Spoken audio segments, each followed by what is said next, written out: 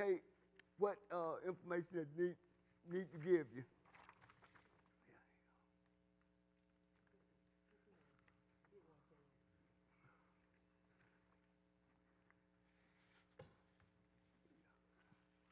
And if you need a pen, I have a pen.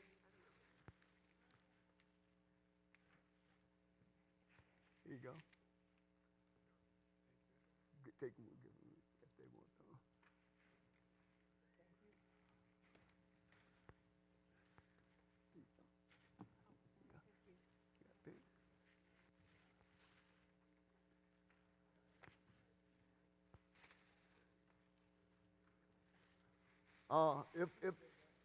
If you got additional people, I need both of you to fill it out. Yes, 2 people. If there are 2 family members here, both of you need to fill it out. Don't cheat. Don't look at what don't look at what else your significant other gives. Just put down that you think is right, Bishop, where you are today. While everyone's filling that out, I want to preference this by letting you know I am not a certified financial planner. I have no true credential other than saying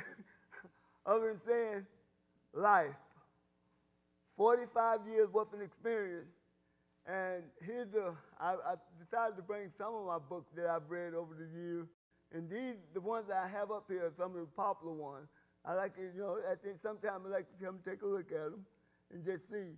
And I don't just, it was a passion of mine earlier. Matter of fact, I started off when I started school, my first degree was going to be business administration. And matter of fact, I was 1 semester away from getting my associate degree in business administration. And money was running a little low, so I said, I'll finish it another time. And I took a job, went to work, and then when I went to work, I changed my major to computer engineering. So my degree is in computer engineering, but I never lost the passion I had for finance and business. I'm a business owner. I consider myself an entrepreneur. I consider myself an average investor, more above average investor. And I do look at where I'm at today as being something that's not far from any of us. It's not far from any of us. Doesn't give any of us not the chance to reach that where I'm currently at today.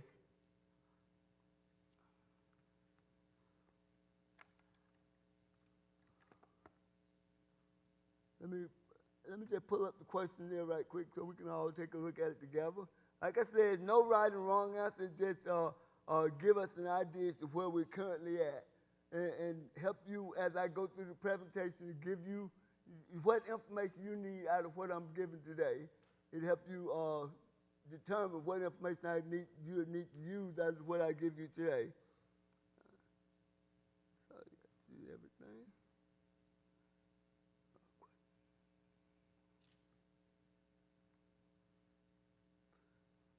Okay, like I said, there's no true and false. It's true and false, but there's no right and wrong answers in this. The first question says, of which of these do you agree the most with? A penny saved is a penny earned. Careful not to be a penny wise, but a pound foolish. You can't take it all with you. Money can't buy happiness. And just pick one. You can't pick multiple ones. You just got to pick one. And like I said, this all depends on where you're at right now. Your answer is that's like I said, no right or wrong. It just depends on where you're at, what stage of your life you're in right now. They're going to dictate which answer you give for that. All right? I will let you know that where I'm at right now, most of these are false. Because we can't say money can't buy happiness. The Bible didn't say that now. Some people go and say, well, we can go back to the Bible and look, well, it says money can solve many things. So reality is, we know right now we can't live without it. We can't live without it. So what we got to do is be wise stewards of what we have to be better off of where we want to get to where we're trying to be. one thing I want to preface this before I go to the next question.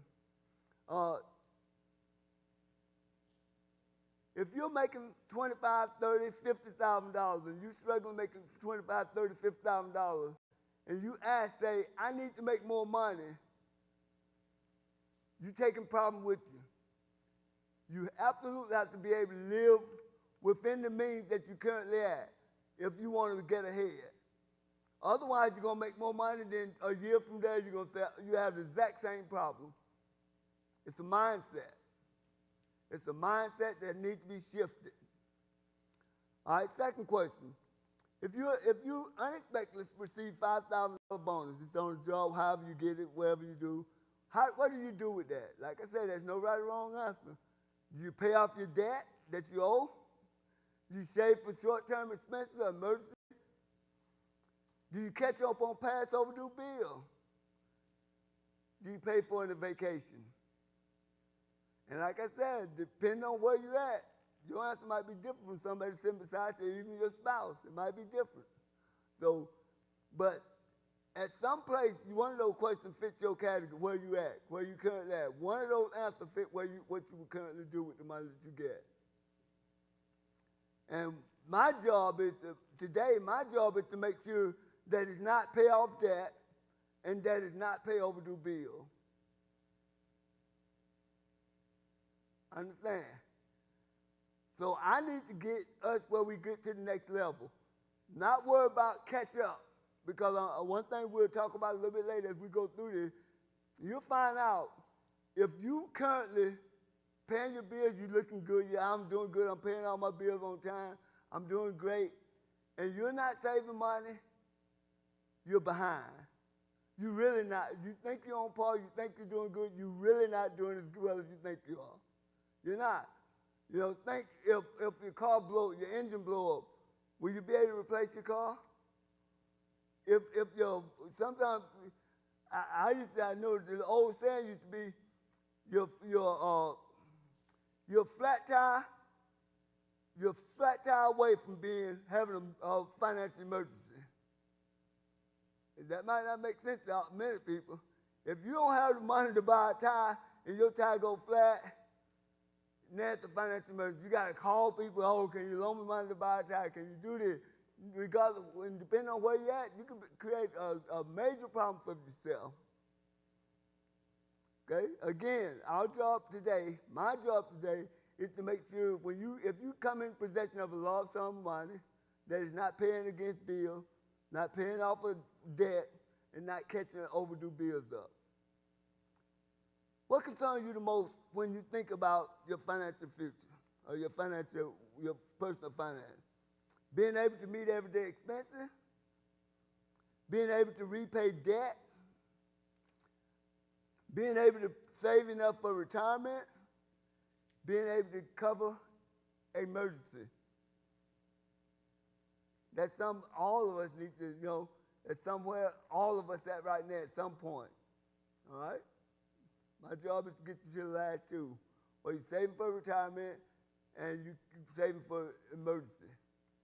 And at some point, you're no longer saving for emergency, you're just saving for retirement because the emergency, vacation, all that is covered.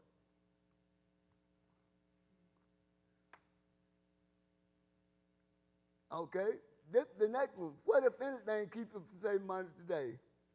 And this one here, that most answers, you click all of them that apply to your life. I'm paying off debt instead of saving. I'm worried about losing the money I already put away. I don't know how to do it. What investment choice do I have?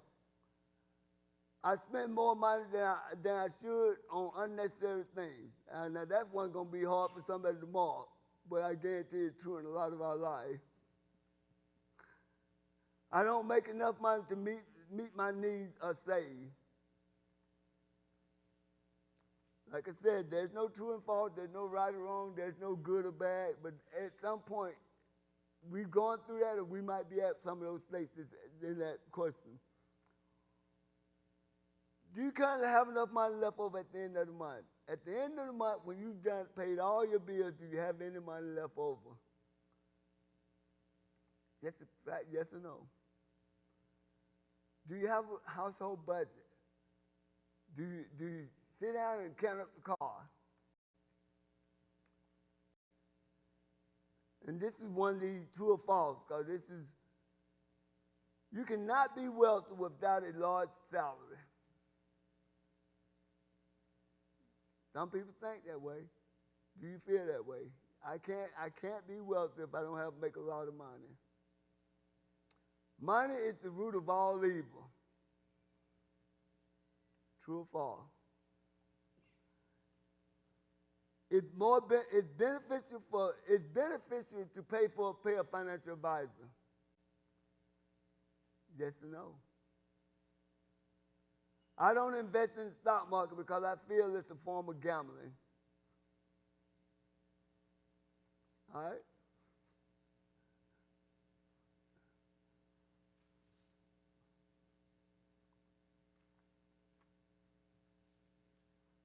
All right?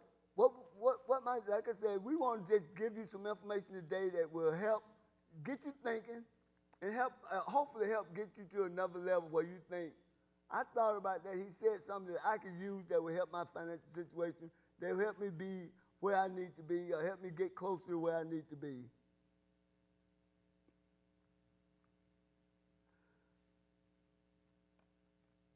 All right.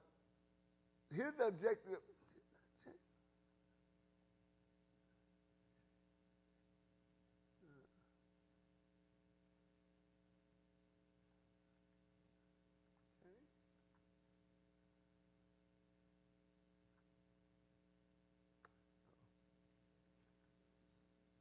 Okay, our job here today, like I said, I already mentioned this, to give you a better understanding of finance, give you a better understanding of what's going on financially, as well as to help you to understand help give you some tools to help you understand what can help you, how you can improve, what way you can improve.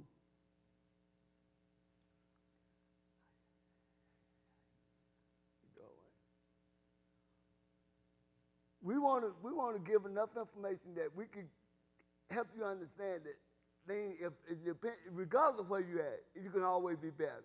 I don't care where you're at. You might think, oh, I'm at the top of the hill.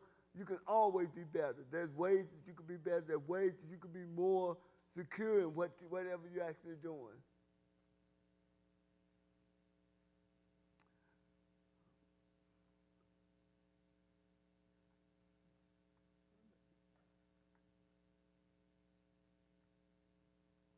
Okay? What's in the value of a name? Now, this is a proverb. One thing at this point, I want to tell you. If you want to know the two books in the Bible that I spend the most time when it comes to finance is the book of Proverbs and Matthew. And I know some of you might think, but I'm telling you, there's a ton of information about finances in Proverbs. If you read through Proverbs, there's a ton of information about finance. And I'm gonna highlight some of them as we go through this today. But there's a ton of information that in Proverbs that help you understand how you could be, what to do, how to do it, and what needs to be done. In Matthew, a lot of the things in Matthew, Jesus talked about it. Jesus actually talked about it. And I know I'll touch on a few of them. I won't touch on all of them. I'll touch on a few of them as we go through here. But we said, what's in the name? Okay? A lot of times I said, people, you might not have $500,000 or $600,000. A lot of us don't have the money to go out and pay full price for a car. But you know what? Your good name allows you to get a loan to buy that car. Now, the other thing though, if your name is not so good, you still might get a car. But the interest rate you pay is out of this world. I'm talking about out of this world. So it's good to understand that your name is tied to your credit score. Your credit score low, you're going to pay more interest on cars. You might be looked over for jobs now, because jobs now employees have access to that, and they request to see that information. So you get looked over on jobs, you pay higher credit score, you get rejected on doing some things you want to do. When it comes to you depending on other people to help you. When it comes to you, depend on other people to help you move forward in your financial endeavor, you at a risk. If you don't have the good name, you really put yourself at a risk. Also, you have favorite insurance premium. I know I know, and that's some other things. These are just a few that I pulled off that actually help you understand that if you take the time to make sure that you're doing the things right to keep your name, taking care of your bills, paying them on time, that you wind up putting yourself in a very favorable situation, not only with peace of mind, it's a good peace of mind, not worry about where the money gonna come from to pay a bill, but peace of mind knowing that, hey, I've done that the Bible tell me. I owe no man anything but love and good work. Now, when I say that, that don't mean you got to go out, I have this bill that I'm paying that I got to pay off. I'm not saying pay off all your bills. I'm saying pay your bills on time. Pay them on time because paying your bills on time is a large portion of your credit score, a very large portion of your credit score. I'm gonna and this not for a brag, right? But I will share my credit score with you all.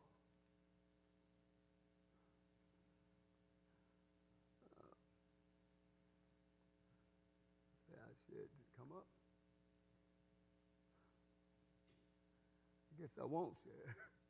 Oh, yes, I will now.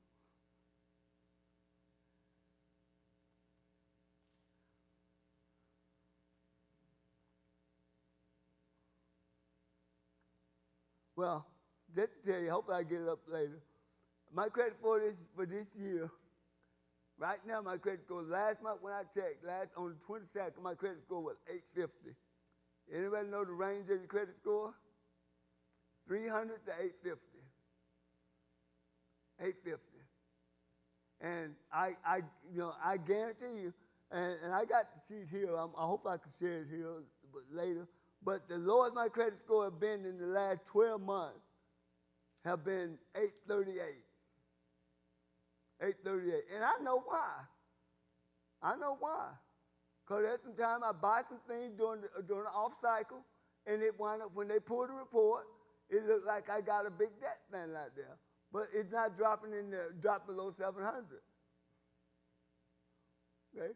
So, if you know you're getting ready to purchase something, you need to make sure you understand the cycle that your credit reports are being pulled on, and make sure you work that system like other people work the system, to make sure your credit score is what it needs to be when it needs to be there, to give you the more favorable rates and allow you to do some things that you really want to do.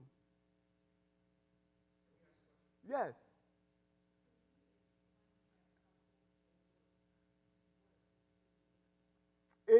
There's three different credit bureaus, and I don't know, but there's three different credit bureaus that actually you can get your credit score. You can get your credit score free from each one of them one time a year. You get a free credit report one time a year. Now, if you get turned down for anything on your credit, then you can get additional credit report that lets you know why you got turned down, so you have the privilege to try to fix it, or make sure there's no erroneous data on your credit report. Because every now and then, there's some erroneous data on that. Some got put on that don't belong to you, or somebody had a bill that you paid off that they say you didn't, and you can prove it, then you can get that off and your score go up. But it takes usually a month for your score to go up.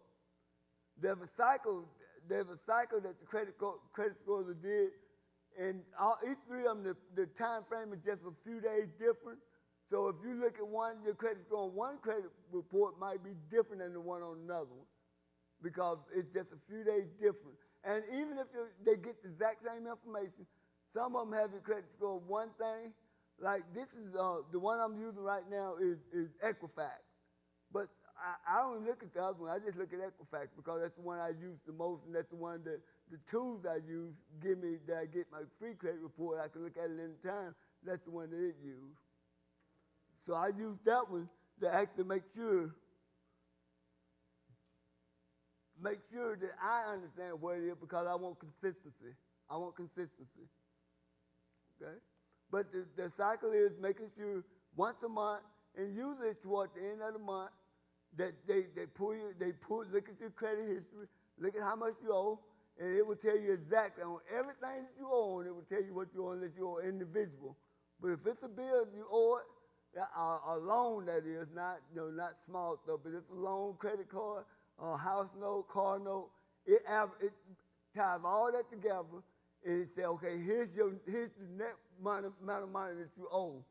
Then take your credit card. Your credit card. Look at the amount of credit card, the amount of credit that you have on your credit card. And it says, here's how much you owe against all the money that you have available to you. So if you have a credit card for $30,000 and you got $25,000 on it used up that you spent, you're in trouble. You usually want to keep your credit against your card down around 10%. Keep it down around 10%, and I guarantee you it won't affect your credit score.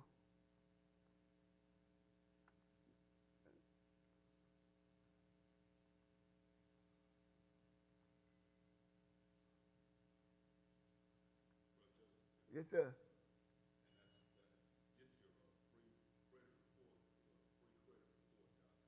Yes.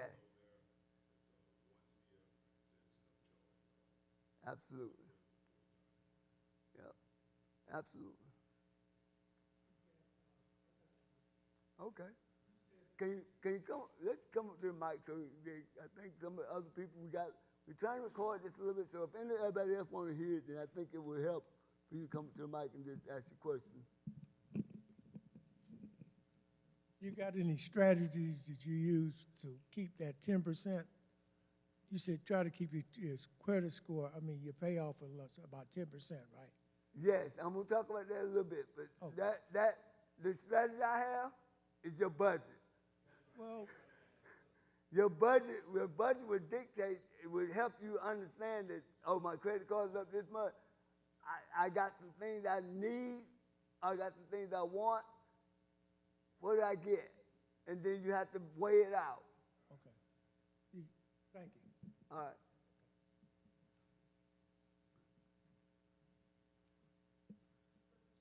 Yes, ma'am. Are you going to talk more about a budget? Yes, Okay, yes. so that's coming. That's coming up. Okay. And that's that's the picture of my credit score right there. Just tell you it did come up. I forgot to put it in there. And it is it is calculated by the number, like the information I was just telling you, as to how much you owe against what you have available to you. So one thing I will tell you, if you've been in credit trouble with a credit card, do not cut that card up. Do not get rid of that card. A lot of books up here, you look at some of these books that I read, they said, put it in a glass of ice and freeze it. I'm serious. They said, if you have an issue with a credit card, put it in a glass of ice and freeze it. Because what happens if you cut that credit card up and you no longer use it, your available credit goes down, and the length of time that you've had credit goes down. So I got cards now that I had 40 years. 40 years. And you know what? Every now and then they write me a letter, you haven't used this card. I go out and go buy me a cup of coffee or something to make sure I keep that value of that card. And some of these cards, I have $20,000 on it. But over time, I don't need to use it. So what you want to do is make sure you understand that power in keeping those cards, that power in your overall net value of money that you have available to you. A ton of power. Ton of power. Now, it don't happen overnight. It might take some time to build that, because what you do when you go out and get a credit card, I know some of you probably in good standing, so you probably get all kinds of solicitations in the mail. Order this credit card, we're going to give you this point. Order this, we're going to give you this point. Or we're going to give you this amount of money. And that's mean I have so many, because I take advantage of that free money. Probably about 10. When I say 10, I have 3 for my business and 7 personal ones.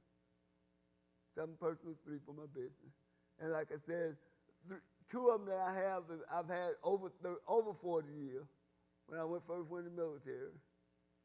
So, but that longevity helped with your credit score. When they see you long outstanding and no issue, they love that.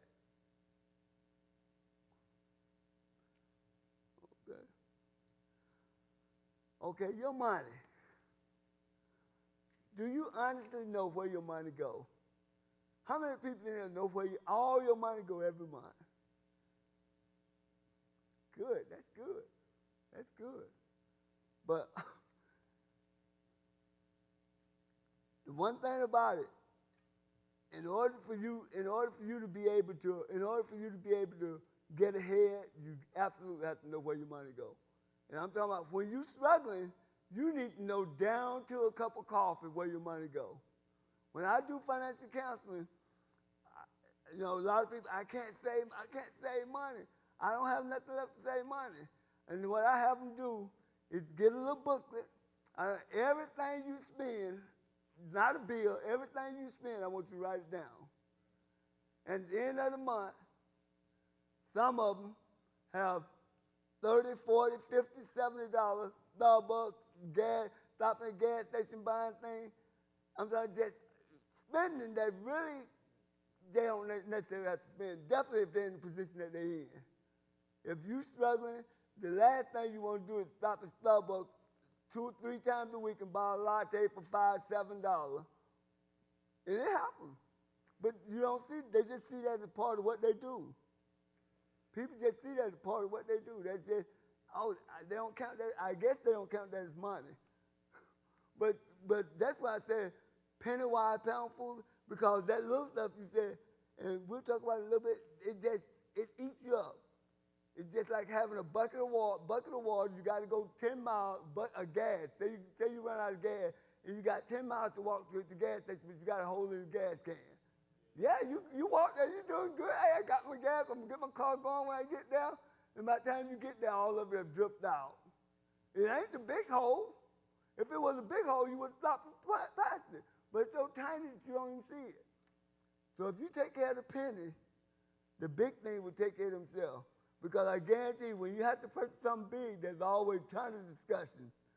There's a ton of discussion, ton of planning when you have to buy something big.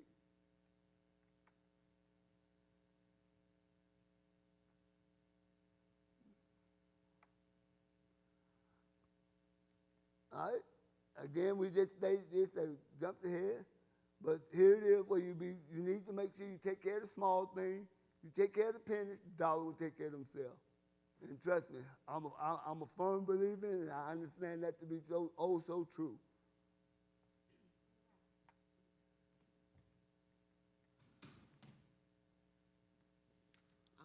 Good afternoon. I was reading the last slide that you had up, Yep. and one of the last questions was, what is your biggest weakness, I believe? Yep. Yes. For me, it's discipline. Like that $20,000 credit card that you had, I have this mentality like I deserve it. I work too hard. Nobody else gonna do it for me. I'm gonna do it for myself. So I guess my question is, how do you, with that longevity with those cards, how do you become so disciplined? And we will discuss that. We will discuss that here in a little bit. I got a few more slides. We're gonna go over that. But one thing is just understanding where you're at and where you're trying to go. You truly got to understand where you're trying to get to.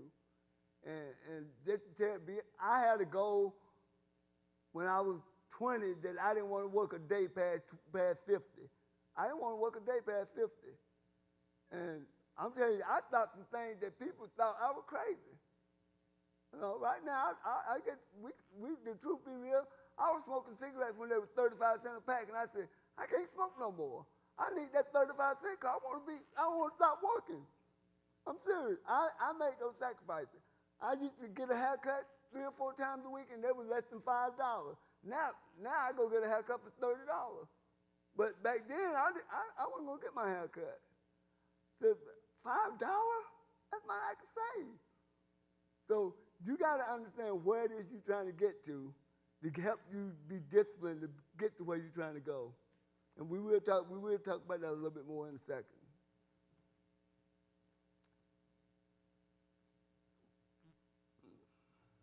Now, here's some of the danger signs that you're in trouble. These are some of the danger signs you're in trouble. You think life without credit card seems unreasonable. You can't live without the credit card. If you can't live without the credit card, you're in trouble. You reach the max on all your credit cards. Even some of them have reached the max limit on it. You're in trouble. Not only financial, but and if you need something, you're in trouble too, because your credit score is going to go down because you're at max. You pay the minimum on your credit card every month. You get a credit card, you owe $3,000, and they say, oh, just pay $20. That $3,000 turns into $50,000, $40,000, $50,000 if you don't be careful, depending on what your rate is. That turns into a ton of money. You juggling your bill. I can't pay this bill. Okay, I'm going to pay this bill this month. Next month, I'll pay this bill. If you juggling bills, you're not paying all your bills every month, you run into trouble. You late on most of your payment. Even though you get to pay it, oh, I got to wait till my next paycheck, then I'm going to pay that bill. It was due 2 weeks ago, but I'm going to pay that bill. If you late on your payment, you're in trouble. I'm going to post-dated check. And banks, and everybody know, banks now, they look a little closer. They don't sign post-dated checks till the day they come due. So I'm going to post-dated check, and I'm going to mail it in so they think they got the payment on time. You did not pay that bill on time because they know they can't cash it to the date that's on the check. So you feel good about saying the money going to be here this day, but I don't have it there right now, so I'm going to write the check for the day that the money going to be there. You're in trouble. You borrow from a new source. You burn a few bridges. You borrow from Ralph and you borrow from John. Oh, I already owe them, so I need to go get somebody else. So you go borrow from somebody else. Now, instead of owing 2 people, you owe 3 people. You can't pay all your normal household expenses. You're not even able to save. I'm telling you, you couldn't save if you wanted to. You really couldn't. And if you did save, you drew from your savings account to pay your bill. If you have to draw from a savings account to pay your bill, you're in trouble. You really are. Here's a picture of most people's financial. They got a bunch of, I won't even call it junk, they got a bunch of things, but no money. The things they have outweigh the money that they have. The things they have outweigh the money that they have. And she asked the question a while ago, and why did this imbalance happen? Sometimes it's just self-esteem. Sometimes you come up kind of poor and you want to look a little bit better than what you really are. Sometimes that's the issue. Sometimes it's your desires that outweigh what you're capable of doing. Sometimes it's just, hey, John just bought him a new car. Man, I'm going to buy me a new car. Sometimes it's just plain old lack of knowledge. Then sometimes now it's easy credit card. Like I said, you get in the mail 3 or 4 times a week, a month, where they're saying, hey, get this credit card, get that credit. Oh, my goodness, here you go. And no payment to, you can buy this, no payment for 2 years, 3 years. And the last one is where we're going to spend some time. You don't have a budget. You really don't have a budget. You don't know where your money go every month, and then you struggle to pay your bill. There's only 3 ways to fix that imbalance. Now, if you think of some other one, please let me know, and I'll update my slides deck. So when I do it the next time, then that we'll know. But right now, I know 3 clear ways of fixing that budget. First way, which we don't do, go win the lottery. Yes, you win the lottery, you'll pay all your bills off. But one thing I will tell you, you win the lottery, pay your bills off, I guarantee you, most people will be back in that situation in a number of years.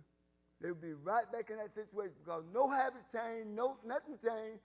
They got a big sum of money, they paid all the bills, that desires hadn't changed, their knowledge hadn't changed, so they haven't, nothing have changed.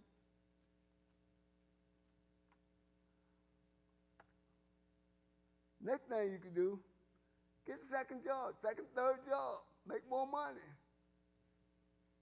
Not for nothing, you can balance it out, but you notice it's a balance. Because reality is if you make more money, you don't change your habits and don't change your mind, your thought process, then it's just a matter of time. You make more, you're going to spend more.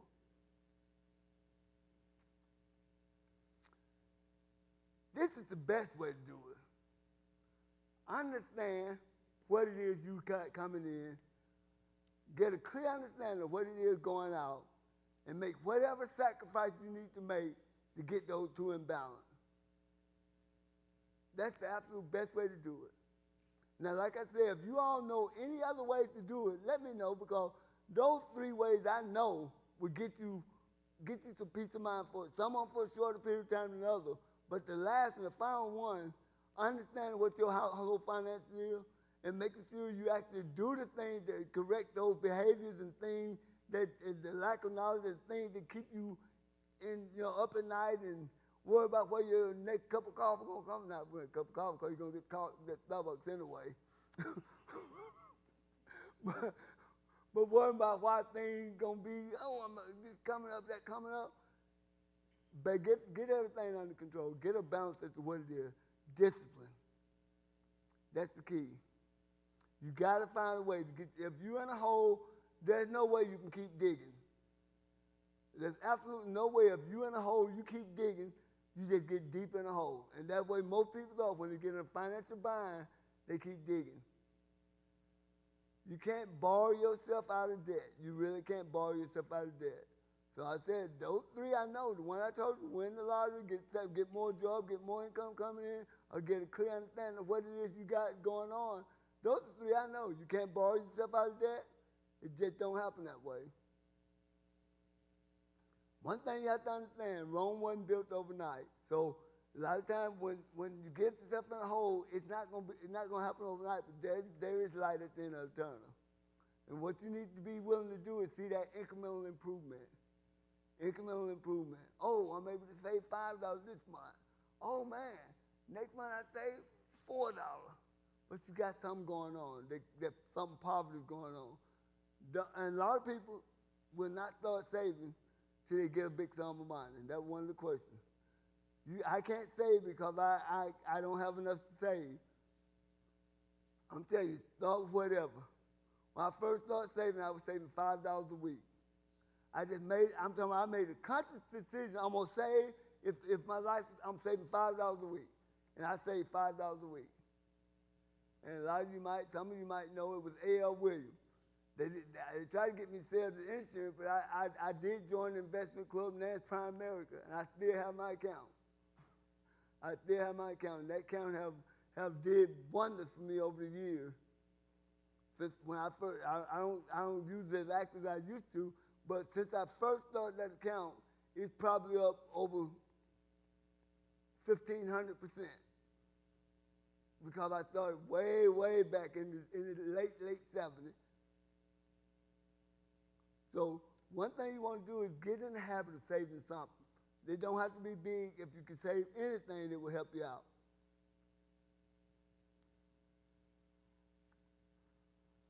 Budget. This is a big source of getting you where you need to be. I'm talking a major source. And I still have a budget. I don't need a budget. I just be honest, I really don't need a budget anymore.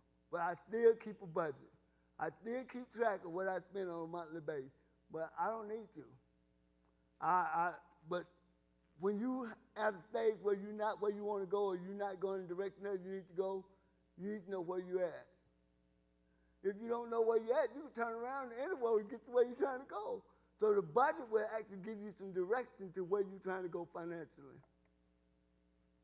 And it's a matter of you adding up. You know your income. Everybody knows what to take the checks up, know what you make. Add up all your expenses. Don't leave any of them off. But one thing you have to do when you add up the expenses, sometimes you're not going to be able to do this right away, but first thing you do is pay yourself first. Pay yourself first. We have the race. We do not pay ourselves. And you think, well, why, all the money mine, why do I got to pay myself? It's my money. I'm serious. If you don't get in your mindset that I need to pay myself what portion of this money that I save and keep is mine, you will never get out of the hole. You won't never get out of the hole. If you think, oh, all this mine, you will never get out of the hole. You will never get that golden umbrella, whatever they call it, pot of gold at the end of the rainbow. You won't get there. Because if you think all of it's yours, you're going to spend all of it because you feel that way that all of it's yours. So what you have to do is pay yourself first. Now, yes, sir.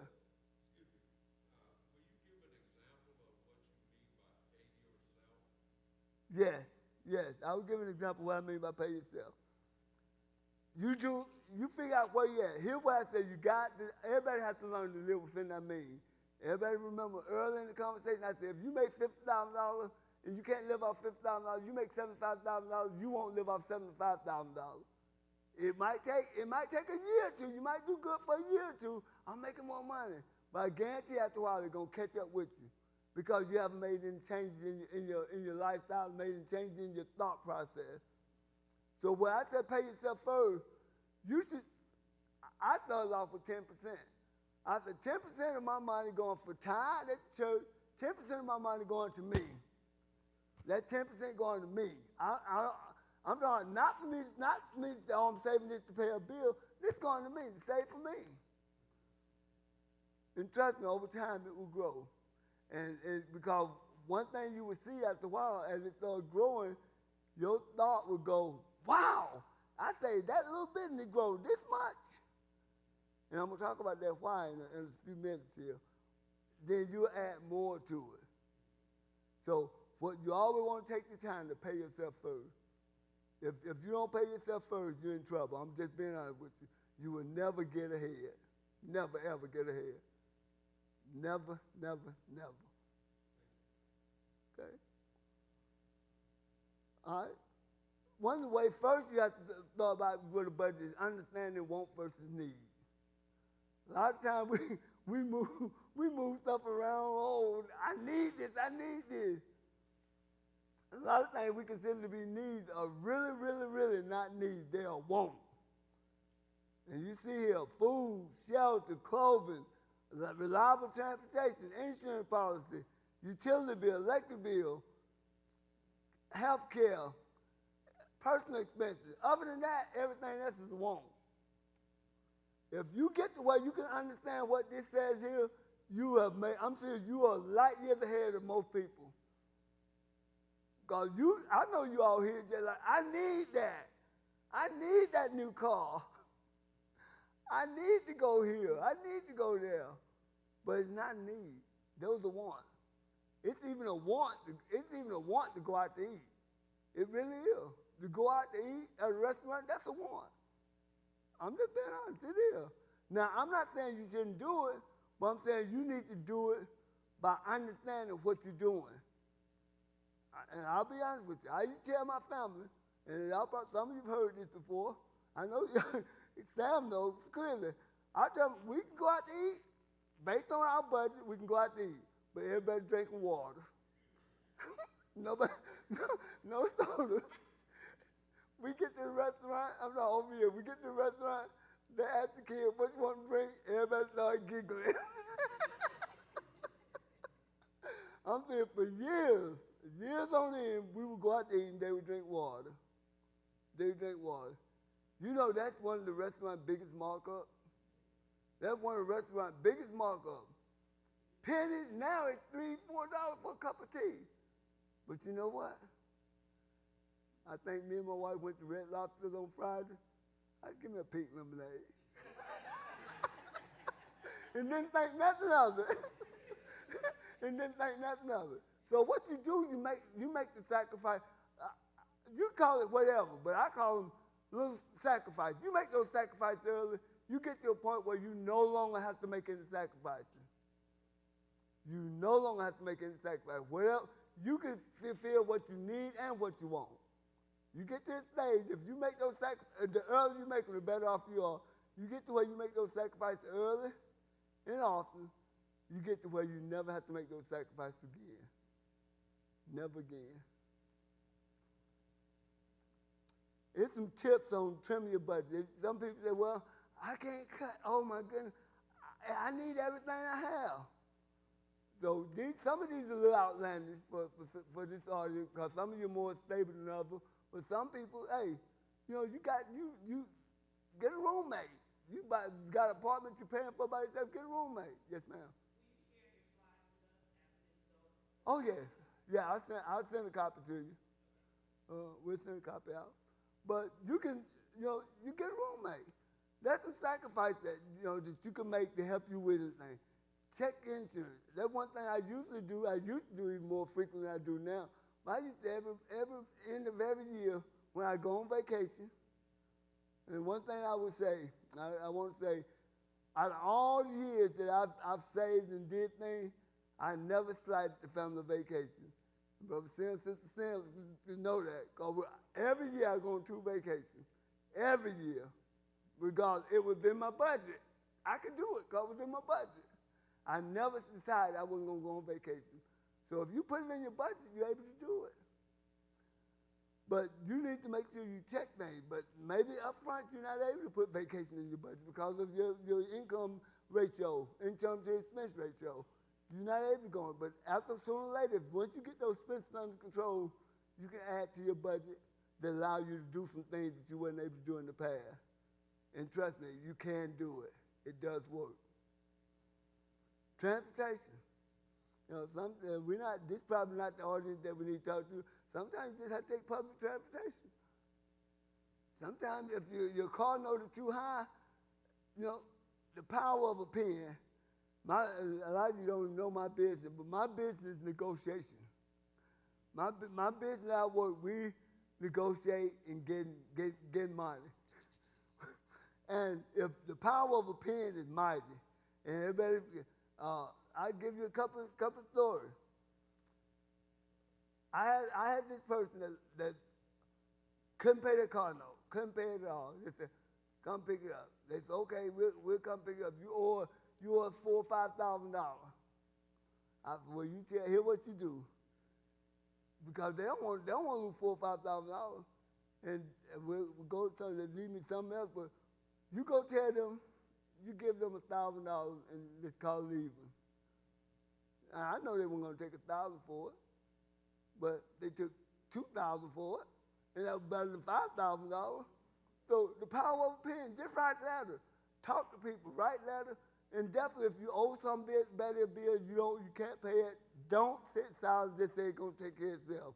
Call them, let them know it's going to be late, send them what you got, and that's something that they found on that. Because it used to be a time, as long as you send them something, they couldn't turn your gas off, they couldn't turn your electric off. And now that's not so much the case, but to some degree it is. For some of them, they do it anyway. But most of the time, as long as you pay a little something, if you owe them $100, you send them $25, we hate it, but we'll let them go. So always communicate with whoever you owe. Always communicate to whomever you owe. Think about your daily needs. Think about your daily needs. As I said, Starbucks and things like that should be a no-no if you have some financial struggle. Or even, not if you have financial struggle, if you're doing good, you're living well, but you're not saving the money that's going to get you where you want to be in the end.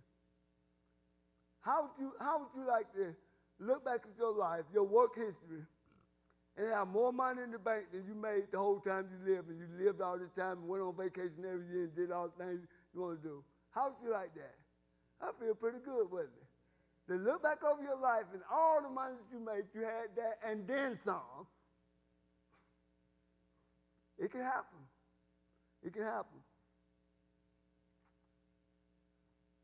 And this is another way, this is step down, like I said, we'll send the slide deck out. And if anybody have any question on some of this information I'm passing, just ask me.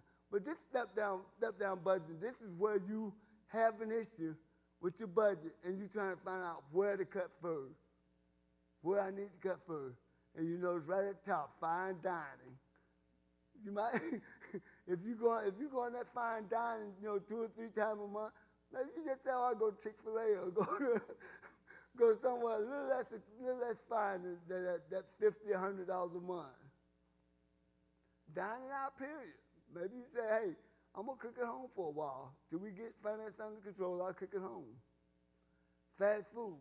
And one thing, I said fine dining because most of the time, most people don't go fine dining every week, but fast food, they can stop almost 3-4 times a week.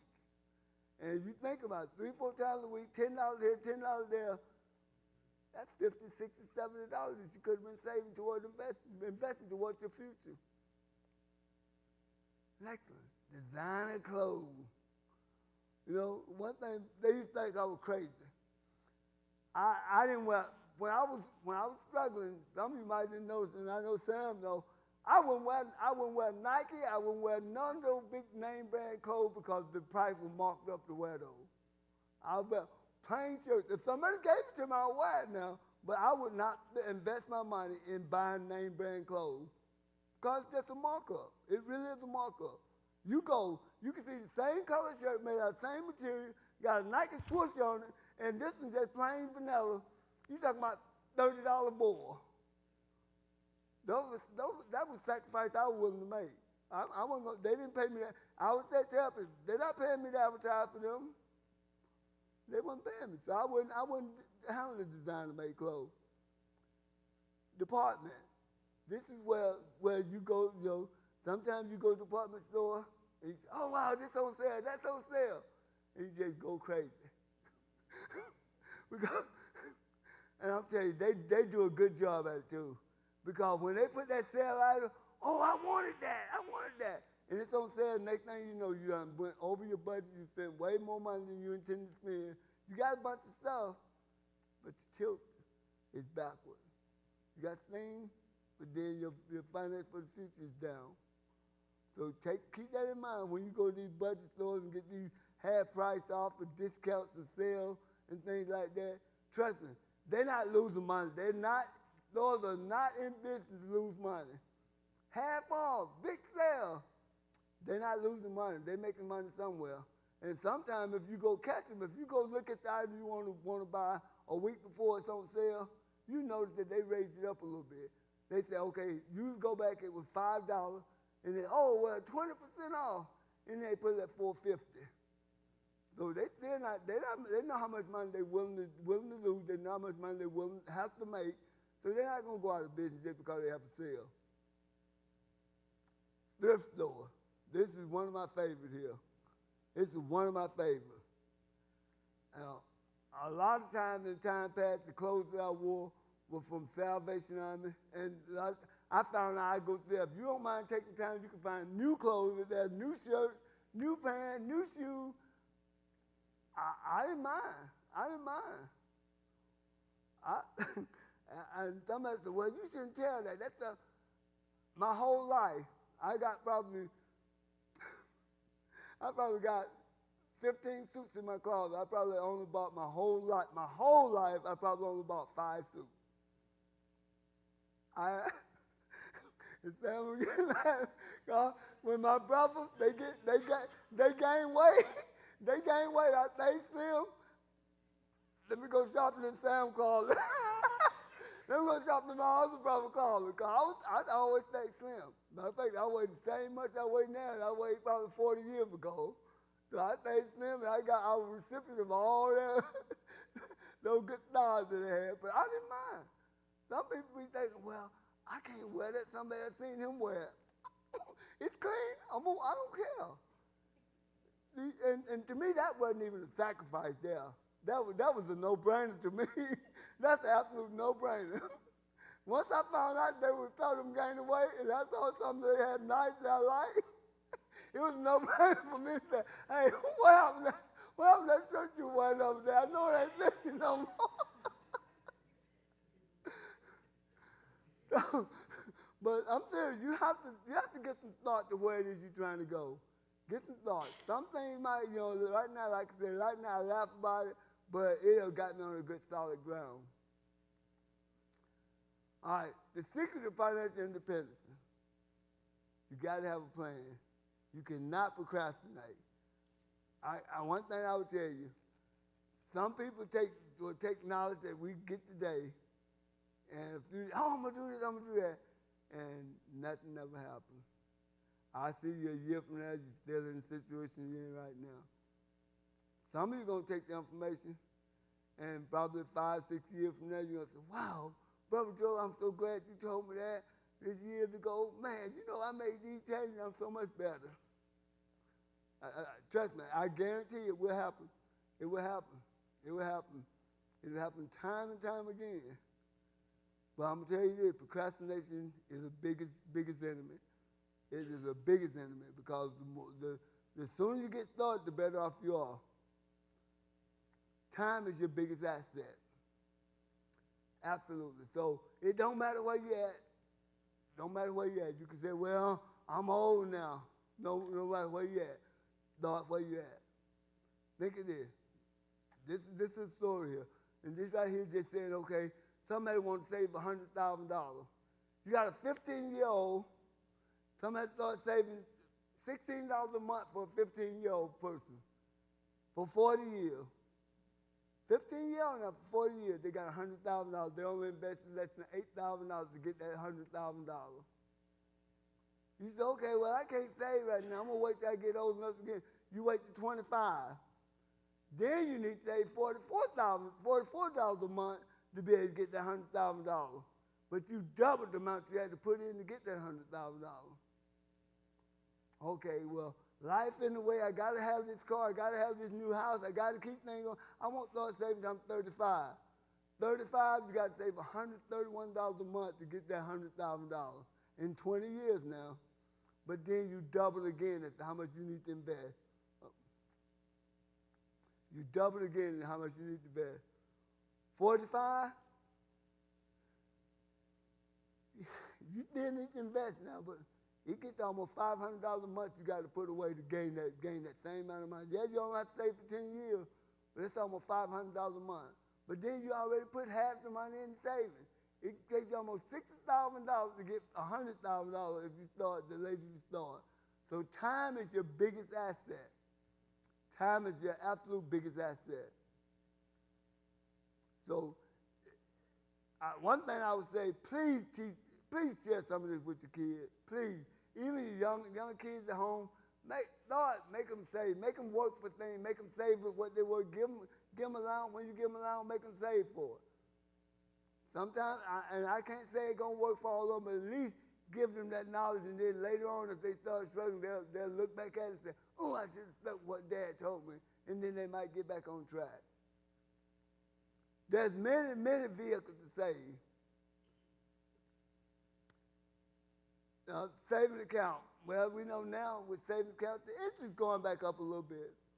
But one thing I'm going to tell you now, if only saving you have is a saving account, you're losing ground. I'm just being honest.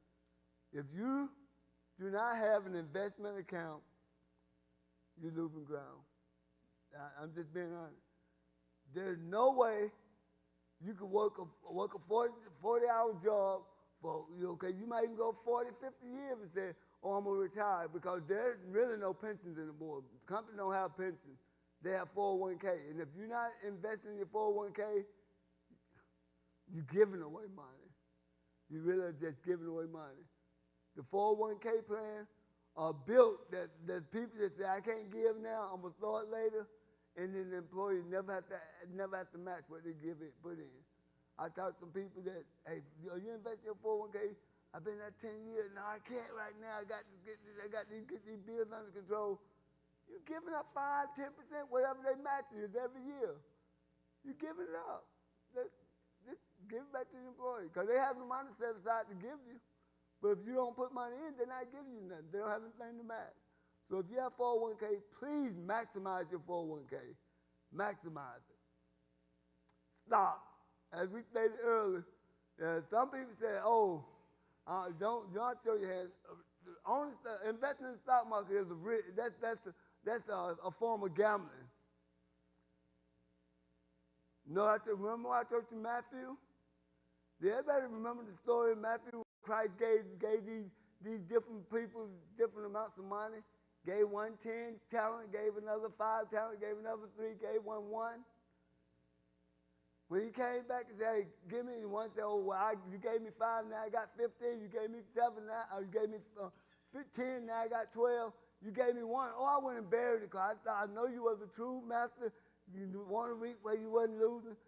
And what did he say to her? Oh, that slow and unfaithful servant. How you think that money grows? You think they just be buried in the dirt, put it up on your mattress now? I know way back in the day, old people used to do that.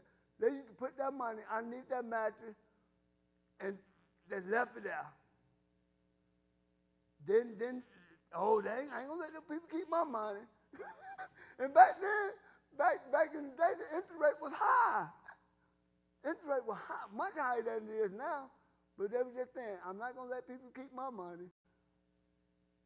Please, understand. If you don't understand, just invest. Ask somebody. And I tell you what, you can become a financially sound by just reading one article a month. One article a month. Pick a stock. If you don't know anything about the market, you trust me, you know more than you know, more than you think you know. You know who's doing good. You know Amazon got trucks all over your neighborhood delivering boxes. You know that. Invest in Amazon. You know Walmart got so many Walmarts around and they one of the best stores around. Invest in things that you know about. Invest in the large company that you know about. You don't have to take, that's not a risk. There's really no risk in that. It really is. Also bonds. You know, bonds is, when we'll talk, can't talk, go in a lot of detail, but a lot of times bonds and stocks are two different entities. When the stock go up, bonds go down. When the stock go down, bonds go up. So you have a little bit of both of them to keep your portfolio in balance. Have a little bit of stock, have a little bit of bond. So if the market is tanking, you look at the portfolio, you're not having a heart attack, you're not worried because it's down. Oh my goodness. Yeah, it's still going to go down some, but it's not going to go down as much because one of them doing good while the other one is not doing so good. Also, I stated earlier, if your company have a 401k, please don't leave that money on the table. Please don't. Matter of fact, some people, I was about to say, saying, I tell you what, we'll write a contract, I'll let you invest your money in your 401k, but I get to keep all that your employee match. That gives them a way to save. Because it really is money that you leave on the table. One other thing is Roth IRA. There are two different IRAs. There's a traditional IRA and there's a Roth IRA. The Roth IRA is money that you pay tax on before you save it. You save it this year, at the end of the year, you pay tax on it. But when you get retired and you're ready to take it out, you pay no tax on the money you put in or the money that you made on what you put in. There's no tax on it. The IRA is one where you put money in, you don't pay tax on it. You got less tax burden this year up to whenever as long as you put it in, you don't have a tax burden. But when you take it out at the age, whatever age you decide to take it out, you pay the tax on it. So you want to do a little of both. Do a little of both. Because as long as you do a little bit of both, when you take money out, you can lessen your tax burden out by saying, okay, I need $50,000 this year. I'm going to take 30 out of my traditional IRA. I'm going to take 40 out of my Roth. Take more out of the Roth than you do out of the traditional because there's no tax on the money in the Roth. All right? So these are food for thought. You need to make sure you understand all of them. If you're self-employed, I am self-employed. I don't do my own company, but I had a company. I tell you, Lord, just been so good for me. I couldn't begin to tell you how good God's been to me. I couldn't begin to tell you. Because Lord just, and a lot of times some things that happen, you think, why did this happen? Why did that happen? Then you look back and say, oh my, God had a purpose all the time. He had a purpose. I didn't understand it, but he had a purpose. I left my job, it never been 4 years ago. 4 years ago, I left my job. And I worked probably 2 years longer than I need to work because I was hopping around. Y'all tell me how I was coming here. I was at work the same way, bent over in the wheelchair, pushing the car. And then I stopped working. I make more money now than I did when I was working. Why did I keep working? But God knows. God knows. But we got to understand, though, what we need to do is understand where it is we're trying to go. Where it is we're trying to go and get the vehicle that's going to take us there. Get the right vehicle that's going to take us there. You don't want to walk, so get the right vehicle. Right vehicle is one of these investment tools that's going to allow you to get to where you're trying to go. And if you, trust me, if if you got time on your side, get started. Don't wait too long. Don't wait too long. And one thing you always want to do is protect your assets.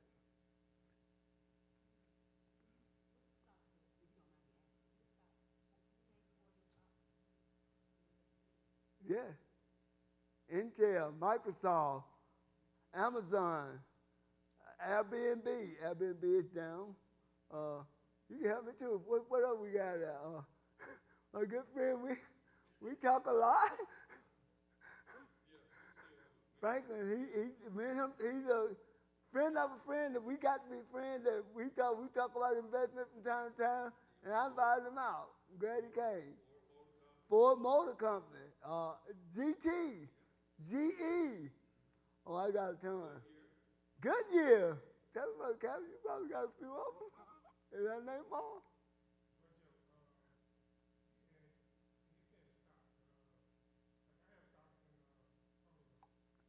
I was on. Mm-hmm.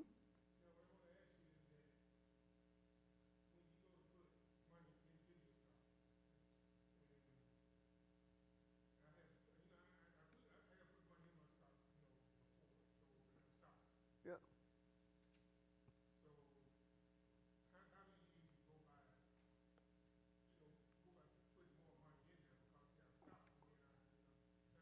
Okay.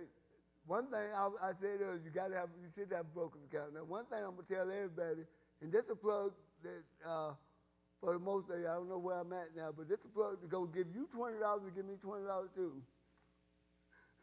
There's an app called Stash that allows you to buy stock.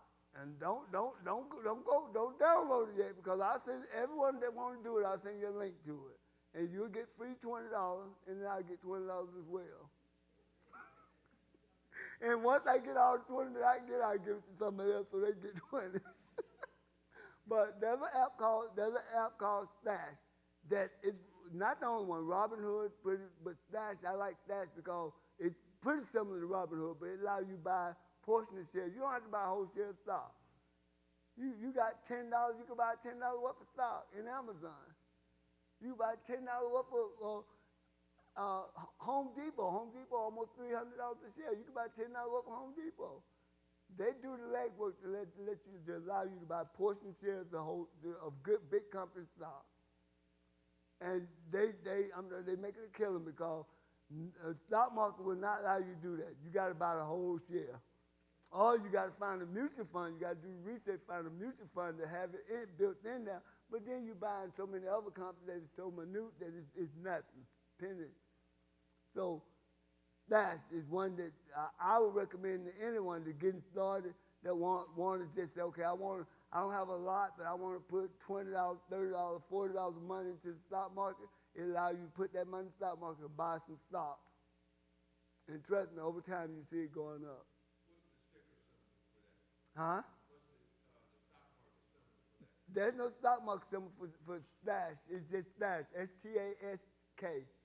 S-T-A-S-K. But listen, I just told you, don't do it. I'm gonna send you a link to it. You click on the link I send you, download it, and then you'll get $20, put in your account to buy your first share of stock, and then I'll get 20 as well. But listen, when you do buy it, if you do decide to use Stash, they got many ways. They say, okay, we can help you manage your stock market. Just give them $1 a month. You don't have to ask for a lot. You don't need a lot of knowledge. You got me here to help you, and other people here that know a little bit about the market. You can pay them up to $10, $20 a month to help you make good investment choices. If you want to waste that money, so be it. But just pay $1 a month. Get your Stash account, $1 a month with the service fee, which is good to be able to buy stock. $1 a month is excellent to be able to purchase stock.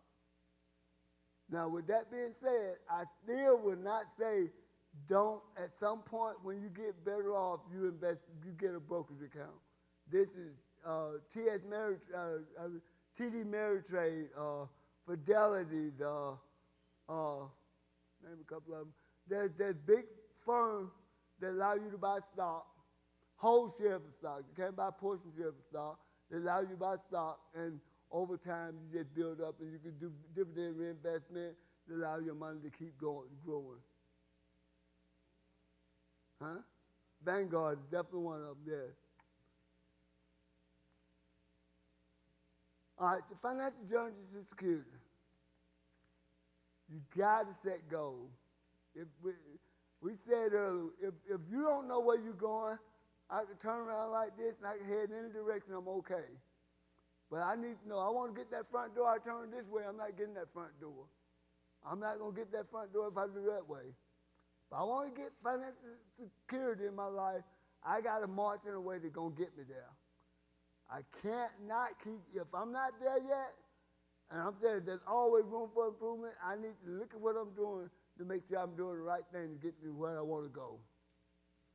Managing your expenses and your income. That's your budget. That's your budget. I say, you know, the Bible even talks about who would go on a journey and not count up the cost. To me, that's like counting up the cost. When you got a budget, like counting up the cost, understanding what it is you're trying to do, where you're trying to go, and what it takes to get there. You got to keep your debt under control. Keep your debt under control. Keep your want versus your need in line, and make sure you live within your means. Always, always, always pay yourself first. I cannot state that enough. If you do not pay yourself first, there's no way, absolutely no way, that you're going to work your way to be financially secure. Last thing, your money has to go to work for you. You start off by building savings. You got to start building savings first. If you don't start building a savings, and this is for emergency stash, and usually I started off, when I first went to my financial classes, I went through the book, 3 months. I have 3 months of money that I make on a monthly basis in the side to handle my finance.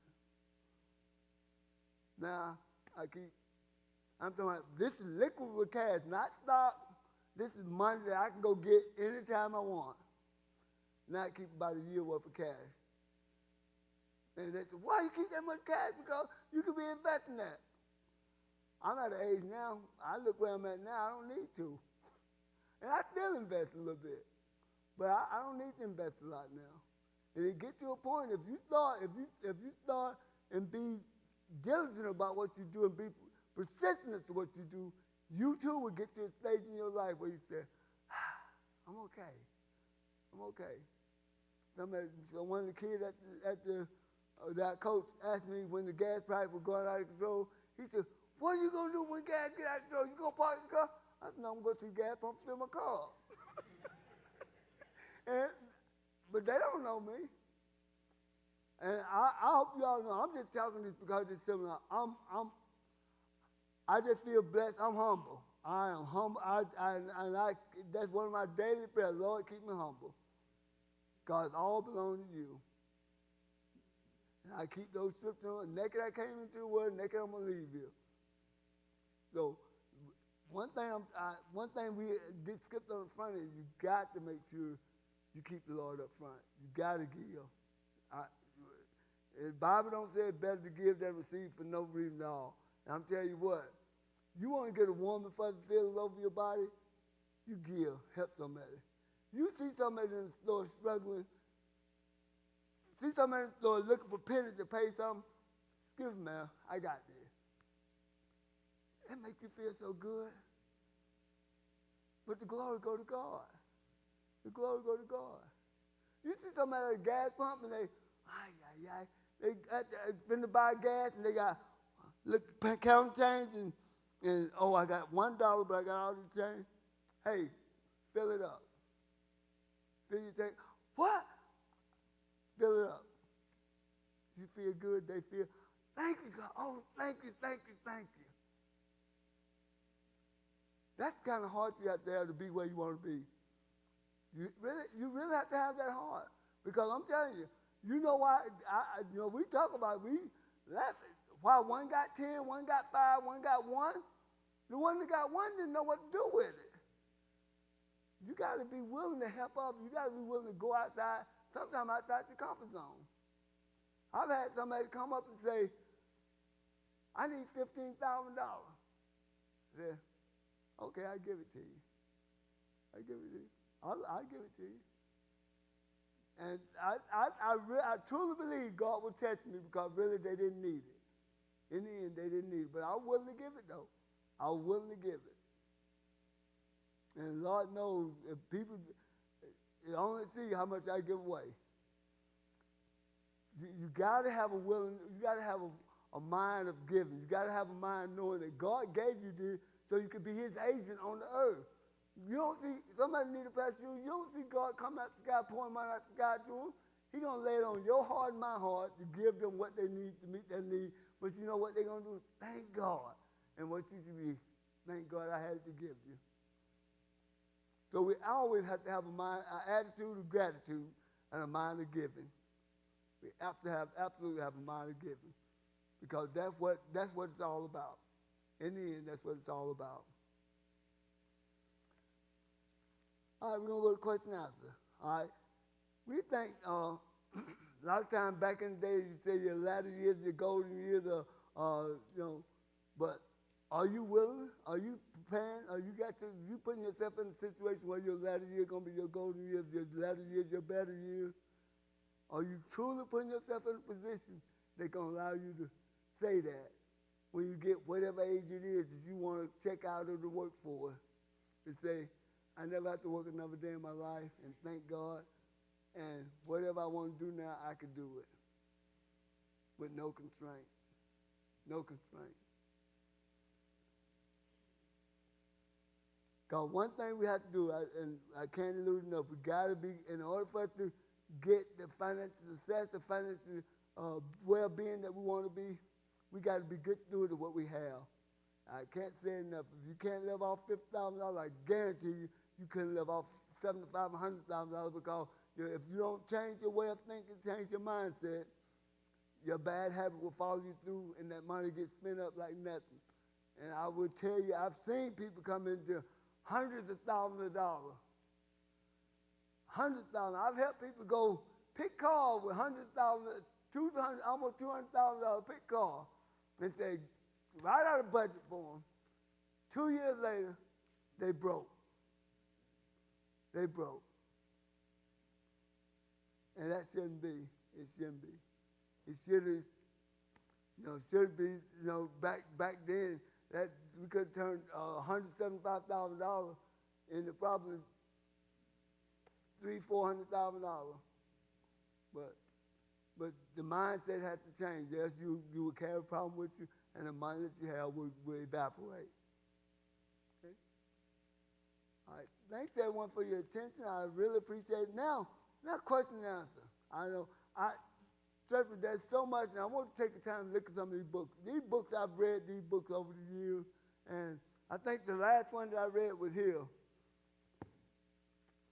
Successful Habits of a Millionaire. I read this book, maybe 3 years ago? I think I gave you a copy. 3 years ago I read this book, and it really, to me, it was just confirmation of some of the things that I did in my life that allowed me to be where I'm at.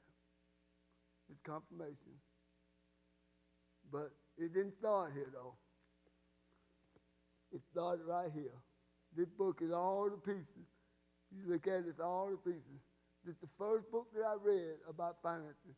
It said, Get Rich Slow. Get Rich Slow. And it's all the things that a lot of people don't want to hear because everybody right now, instant gratification. You want it now. But this is about get rich slow, doing the things you need to do today so you can be where you need to be tomorrow.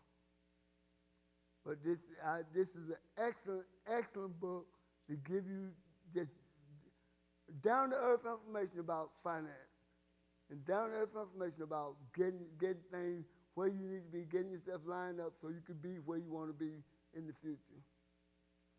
And I know some of us at age, and I know I look at these, I get the AARP. That's some excellent articles in the AARP. There's some excellent articles in there.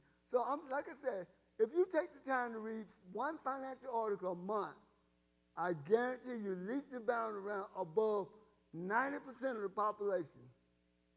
Because most people don't read anything. They just let finance go the way it wants to. They just read 1 or 2 articles a month. And I guarantee you, leaps and bounds ahead of everybody else. Consumer Report, the ultimate money guide. It's just, these are just little simple things that I read just to make sure. Some of it, like I said, some of it just confirm that, hey, you're doing the right thing. Some of it, I didn't look at that way. Wow, I need to look into that. Maybe I need to change and start doing it that way instead of the way I was doing it. It's something new out to give me a better understanding and help me out. But there's tons of information out there. It used to be a time where we could say, we're behind, but no more. No more. Now if we're behind, it's because of our own doing. The same information that other people have, we have as well. Nobody holds us back but ourselves. Nobody holds us back but ourselves. We have to take the time to gather the information and put it to use to get to where we're trying to go. And people said knowledge is power. But I tell you what, putting that knowledge to action is more powerful than anything. Even the little piece of it that you let go to work for you is better than knowing everything in the world about everything. Okay? I'm open for questions. I'm open for any questions, any comments, is there anything somebody I didn't say that somebody want to know? These books that I've just gotten over time, maybe I go into a bookstore, maybe I was online looking at something and I saw, and I read through the review and I just bought the book. Now a lot of sometimes they're a little bit different. One thing I would say, everybody has some passion for something. Yes, we read the Bible, we do it, but tell me, there's other things that we do with our time. With our time. We're not, I'm just being honest, we're not 24/7 in the Bible.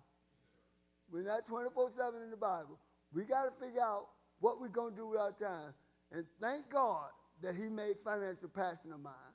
And so what I do is I take, and it's not that I read these books from cover to cover. I look at the index and see what chapter I want to go, and I read it. Then I read the next chapter. Then if it's good enough, then I read the whole book. Then I highlight the things that really stands out in the book. But it ain't like you got to read a whole book, but I keep it as a resource. Because sometimes you need that confirmation that you're doing the right thing, that you're moving in the right direction. But you need to understand that there's something you're going to do with your time. If you can spend just a little time, I'm not talking time, I'm talking about a couple hours a month. Couple hours a month just looking at some articles or reading through some articles or talking with somebody. Trust me, you look back years from now, it's going to do you so much good.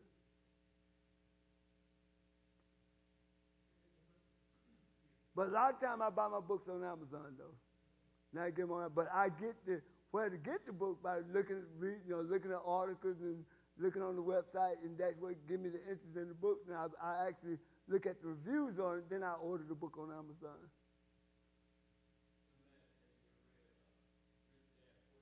Yes, and I gave that book. I gave it to a member of the church. I forget who I gave it to, but I did give it to somebody.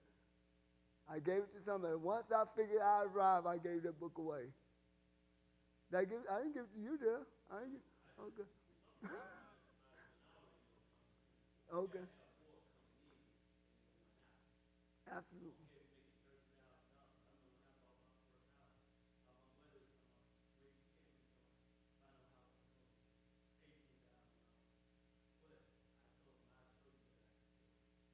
Yep. There you go. Absolutely. There you go.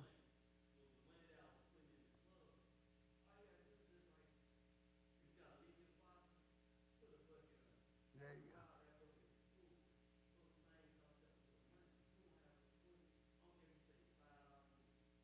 Yep. Yep.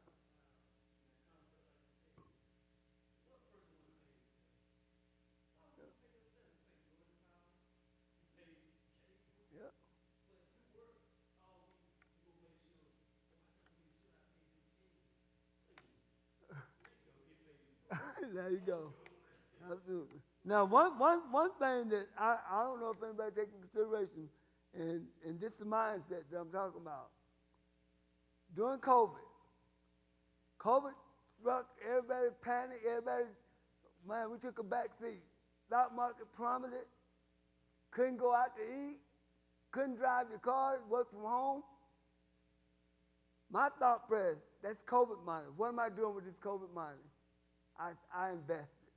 I invested so heavily 2 years ago. I invested a ton of money 2 years ago. When COVID hit, the market was down. I wasn't going out to eat. I'm not going out to eat. I'm not doing this. You like do this. You like put this spend this money here. I'm not driving gas. Instead of spending $200 a month on gas, I'm only spending $20 a month on gas. All that money got saved. And I tried to tell as many people I could about it.